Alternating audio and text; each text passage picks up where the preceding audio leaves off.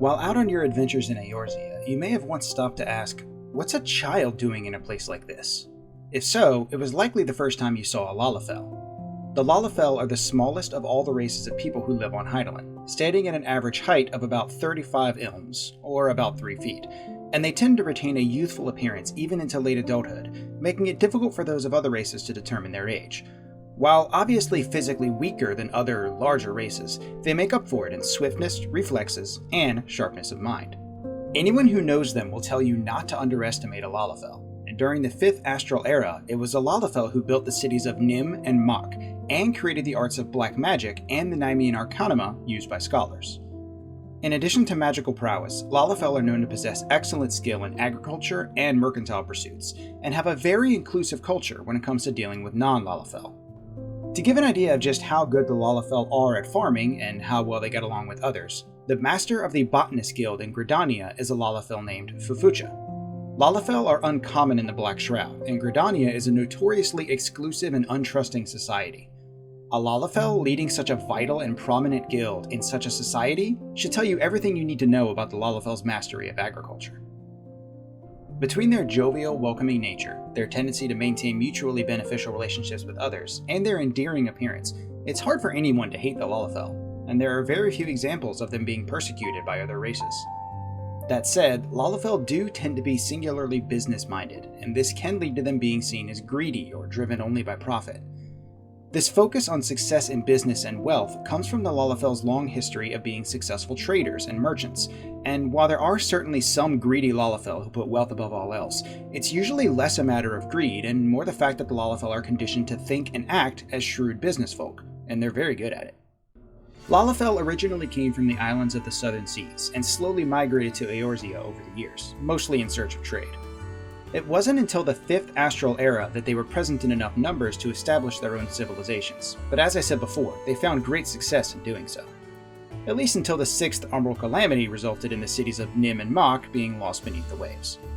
The Nemean Lalafell mostly used their seafaring prowess to return to their homelands of the Southern Isles for a time, while the Lalafell of Mok wandered the nearby lands, eventually coming to settle in the desert wastelands of Thanalan.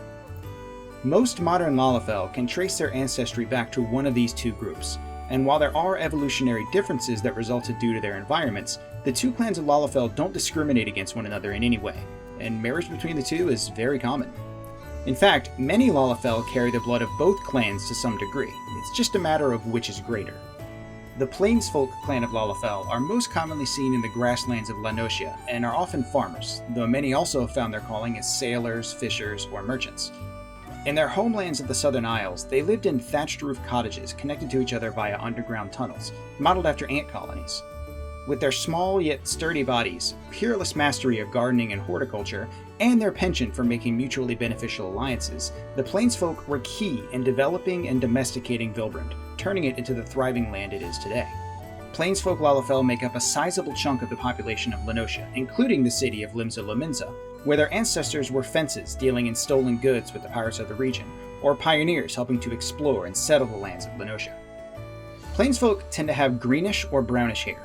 It's rumored that this was an evolutionary adaptation to make it harder for hawks to spot them against the grass and dirt they walked on. Though this hasn't been confirmed, we do know that hawks and other hunting animals will seek out Lalafell as food given the opportunity, especially children, so the theory has merit.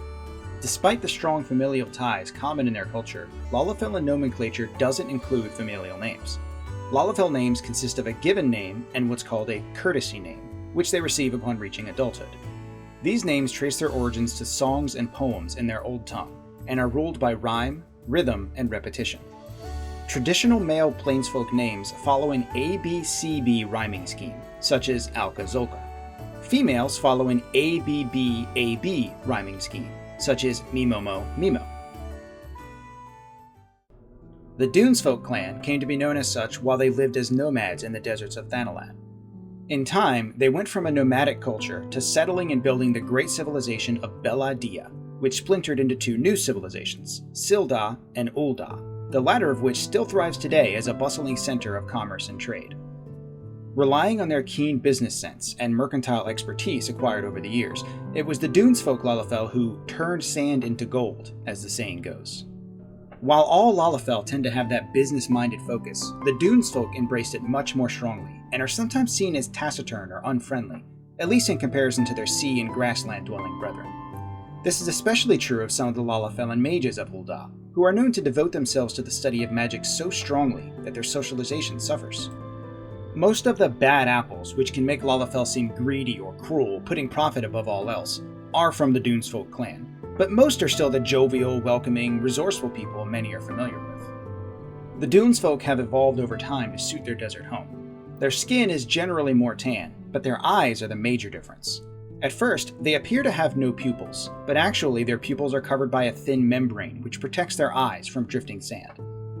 Dunes folk also tend to be more magically inclined than Plains folk, and several high-ranking clergymen of Nal Thal, as well as many members of the Thaumaturge Guild, are Dunes folk. Traditional Dunes folk names are similar to Plains folk, but follow different rhyming schemes. Males follow an AAB-CCB pattern, such as Lolarito Nanarito, while females follow an AAB-AB pattern, like Momodi Modi. They also have a custom of attaching a jewel to their forehead as a symbol of their guardian deity, though few don't realize this custom actually dates back to the sorcerers of Mok and serves to honor them. Another unusual practice for the Dunes folk is to serve their children herbal teas infused with tiny amounts of diluted snake and scorpion venom. It isn't enough to hurt the child, but it does result in them possessing an unusually strong resistance to certain poisons as they grow.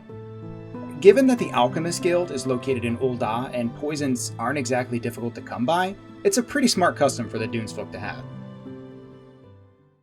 Regardless of which clan they come from, Lalafell tend to have similar tastes in clothing, and unsurprisingly, practicality is a major factor. Many Lalafell like to wear scarves, which they can unfurl to use as a signal flag in the vast deserts or seas they travel in, helping them to stand out and be more noticeable, which is an important consideration when you're only 3 feet tall. They tend to favor relaxed, loose-fitting clothing, and while it does serve to conceal their sturdy, somewhat rotund builds, it's also perfect for desert climates. It allows them to be well covered, protecting their skin from the harsh sun, while also allowing breathability to help keep them cool. The Lalafell people were key in helping Eorzea to grow into the prosperous, diverse land that it is.